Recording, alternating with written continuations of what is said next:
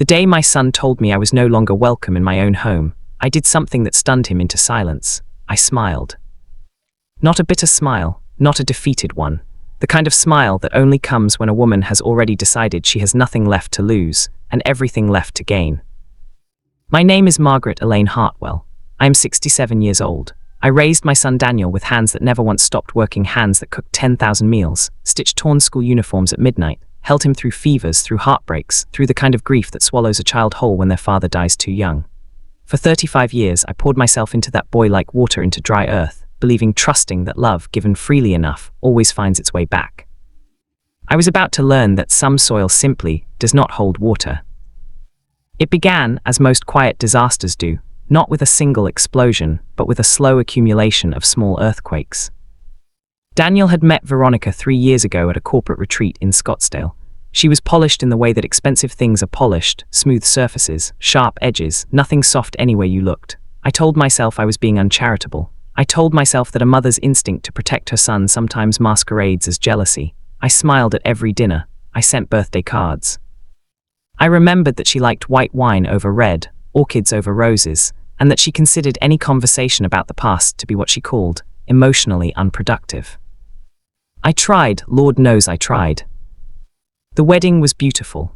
I sat in the front row in a navy dress I'd bought 3 months in advance, and I cried, genuinely cried, because my Daniel looked happy, and for a mother, that is supposed to be enough. For 2 years, it almost was. Then Veronica's company transferred her to their headquarters, and the couple relocated to a larger city, 4 hours from the modest house where I had lived alone since Daniel left for college. When Daniel called to tell me they'd bought a place with 5 bedrooms, his voice carried that particular brightness that people use when they're building up to asking something they already feel guilty about. "Mom," he said, "we were thinking the guest suite is huge. It has its own bathroom, and honestly, you're out there alone and we worry." "You want me to move in?" I said. "Only if you want to," he said quickly. "No pressure." There is a kind of love that makes you ignore the warning signs posted clearly around a situation. I packed my things within the month. The first week was lovely. Veronica gave me a tour of the house with the clipped efficiency of a real estate agent, pointing out where things were kept and, more pointedly, where they were not to be disturbed. The kitchen was her domain, she explained pleasantly, because she and Daniel had a specific system. My bedroom was comfortable. The window overlooked the garden, which no one tended. By the second week, the shape of my new life had become clear. I was expected to be available but not present, to help but not interfere, to occupy the guest suite with the unobtrusive silence of a well-behaved pet. When Veronica came home from work, always an hour after Daniel, always carrying the particular exhaustion of someone who considers themselves uniquely burdened by the world, she wanted the house quiet, dinner nearly ready, and any evidence of my presence minimized.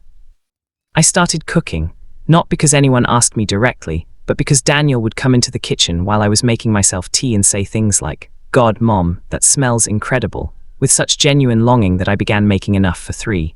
Veronica would accept the plate without looking up from her phone. I started cleaning, laundry, grocery runs, picking up the dry cleaning that Veronica left on the counter with the ticket and a pointed silence. I told myself I was contributing. I told myself it was nice to feel useful. I told myself a lot of things in those months, stories I constructed carefully to keep from hearing the one true story underneath, which was that I had walked willingly into servitude in my own son's home. The stories became harder to maintain after the incident with the vase. It was an ordinary Tuesday. I had rearranged the living room flowers, just slightly, just enough to let more light reach them because they were wilting, and when Veronica came home, she stood in the doorway of the living room and stared at the vase for a long, terrible moment before she turned to Daniel and said, very quietly, "I thought we talked about boundaries." Daniel looked at me with an expression I had never seen on my son's face before, something that combined apology with a request, "Please don't make this harder than it is," and I understood in that moment that some conversation about me had occurred in my absence. Probably many conversations. "Mom," he said carefully, "Veronica has a specific way she likes things in the common areas." I moved the flowers 2 inches, I said. "It's not about the flowers," Veronica said, still to Daniel, as though I were not in the room. "It's about respect for the space." I moved the vase back. I went to my room. I sat on the edge of my bed and looked at my hands, 67 years old, spotted with age, slightly swollen at the knuckles from decades of work. And I thought about every meal I had cooked, every shirt I had ironed, every small invisible thing I had done since moving into this house, and I made a quiet decision. I said nothing, not yet. I watched. What I watched was a system of remarkable efficiency. Veronica managed Daniel with the focused precision of someone who had long ago identified their primary resource and optimized its output. She was not, I came to understand, a cruel person in the way that villains in stories are cruel. She was something more ordinary and in some ways more damaging. She was simply a person who had decided, with complete unconscious certainty, that her own comfort was the organizing principle of any household she occupied. And Daniel, my Daniel, the boy I had carried through a fever of 104 degrees to the hospital at 3 a.m., who had once made me a Mother's Day card out of a paper bag and dried macaroni that I still kept in my closet, Daniel had become someone I barely recognized. Not out of malice, out of exhaustion, I think, and out of that particular cowardice that grows in people who love peace more than truth. He avoided conflict the way other people avoid germs, obsessively, anxiously, with elaborate systems of prevention. And I, it seemed, had become one of his primary sources of potential conflict. The ultimatum arrived on a Sunday evening in March. I had baked a lemon cake, Daniel's favorite, the same recipe his grandmother had taught me, with the real lemon curd in the middle and the powdered sugar on top. I'd been making it since he was 7 years old. I brought it out after dinner because it was his birthday the following week, and I wanted to celebrate early, before his work travel began. Veronica looked at the cake, then she looked at Daniel, then she said with a smile that had no warmth anywhere in its architecture, "We're actually cutting out sugar. Daniel, didn't you tell her?" Daniel had not told me. Daniel looked at the cake, and then at Veronica, and then at somewhere in the middle distance where neither of us existed. "I just thought," I began. "Margaret," Veronica set down her fork, "I think we need to have an honest conversation." She turned to Daniel. "We need to have an honest conversation." What followed was 20 minutes that I will not reconstruct entirely because some moments deserve to be carried quietly rather than displayed. The summary is this: Veronica explained, with the composure of someone who had rehearsed, that my presence in the home had become untenable, that I did not respect their dynamic, that I overstepped constantly, that the house functioned better when I stayed in my lane. Daniel said nothing to contradict her. He said a great deal of nothing, actually. He was gifted at it. At the end, Veronica looked at me directly for perhaps the first time since I had moved in and said, "Either you start operating by our rules, meaning you contribute to this household in a way that works for us, you stop rearranging things, you stop inserting yourself into our routines, or I think you need to find another arrangement." A silence fell over the dining room table. And then Daniel, my son, my boy, the person for whom I had remade the entire shape of my life, looked at me and said, quietly but clearly, "Mom, Veronica's right. Serve the way we need you to, or it might be time to go." I looked at my son for a long moment. Then I smiled. It was, I think, the last thing either of them expected. Veronica blinked. Daniel's expression flickered between relief and confusion, unsure what the smile meant. People who expect a reaction of pain are always destabilized by serenity. "All right," I said. I folded my napkin. I set it beside my plate. I stood up. "Thank you for being honest with me." I went to my room. I pulled my suitcase from the closet, and I began to pack. I am not a dramatic woman. I did not slam drawers or weep loudly or compose myself in the mirror with the expression of a tragic heroine. I simply packed with the focused calm of someone who has already, in the quiet of their own heart, left the building several weeks before their body caught up. I packed my clothes, my photographs, the ones from Daniel's childhood that I'd hung on the guest room wall because looking at the boy he used to be made the man he'd become easier to bear. My recipe box, inherited from my mother, filled with index cards in handwriting from 4 generations. My reading glasses, my Bible with the broken spine, my mother's brooch. I called my friend Alina, who had been asking me to come stay with her in Asheville since before I'd made the move to Daniel's. Alina answered on the second ring, and when I told her quietly that I needed a place to land, she said, "I've been keeping the blue room ready. Come tonight." I booked a car. I carried my suitcase to the front hallway. Daniel was waiting there. He'd been standing, I think, since he heard the wheels of the suitcase on the hallway floor. His face had done something complicated in the interval. The certainty had drained out of it, replaced by something younger and more uncertain. He looked in that moment, startlingly like the 12-year-old boy who'd once stood in a doorway watching me pack for a work trip, convinced, despite all evidence, that I was leaving forever. "Mom," he said, you're actually leaving." "Yes," I said. "I didn't think," he stopped, started again. "I thought you'd, I don't know what I thought."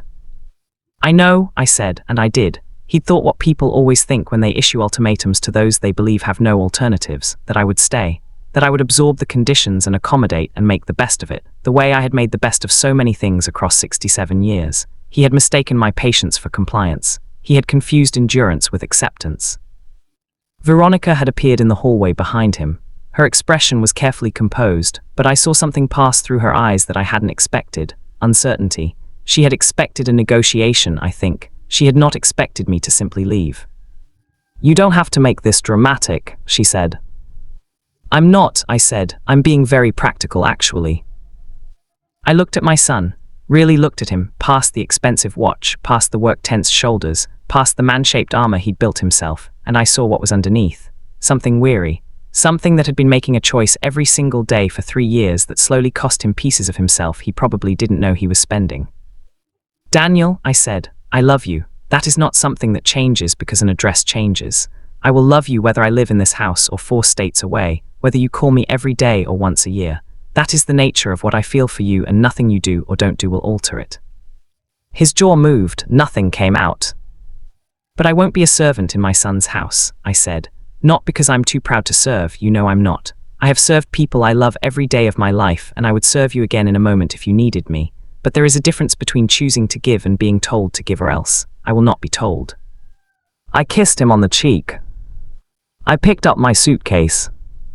I walked out the front door. Elena's blue room smelled like lavender and old books. I slept for 11 hours.